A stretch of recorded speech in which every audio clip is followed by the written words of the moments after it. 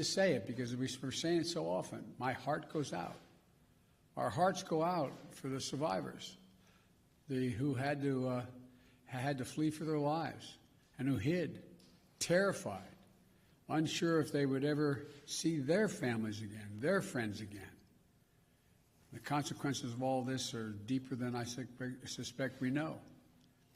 By that I mean the mental consequences, the feeling of, anyway, it's just been through too many of these. The second point I want to make is my deepest thanks to the heroic police and other first responders who acted so quickly to address the situation and keep the members of their community safe. And to state the obvious, I commend the exceptional bravery of Officer Eric Talley. And I send my deepest condolences to his family, his close family and 7 children. You know, when he pinned on that badge yesterday morning, he didn't know what the day would bring. I want everybody to think about this. Every time an officer walks out of his or her home and pins that badge on, the family member that they just said goodbye to wonders whether they'll subconsciously, will they get that call, the call that his wife got. He thought he'd be coming home to his family and his 7 children. But when the moment the act came, Officer Tully did not hesitate in his duty, making the ultimate sacrifice in his effort to save lives. That's a definition of an American hero. And thirdly, I want to be very clear. This is the one thing I do know enough to say on in terms of what's happened there.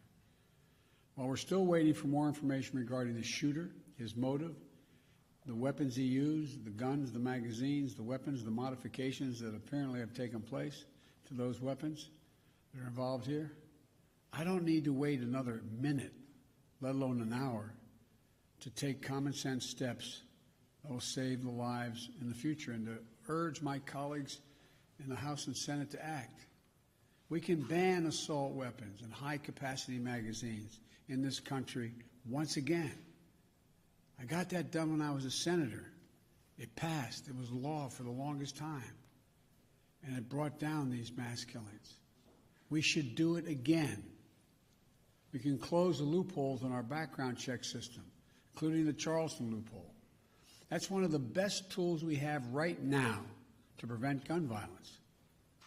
The Senate should immediately pass, let me say it again, the United States Senate, I hope some are listening, should immediately pass the 2 House-passed bills that close loopholes in the background check system.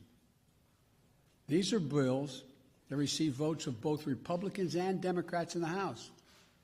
This is not and should not be a partisan issue. This is an American issue. It will save lives, American lives, and we have to act. We should also ban assault weapons in the process.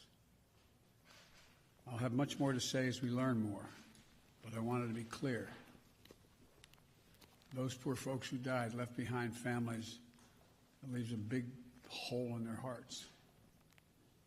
And we can save lives, increasing the background checks so that they're supposed to occur, and eliminating assault weapons and the size of magazines. We don't know all the detail yet on that.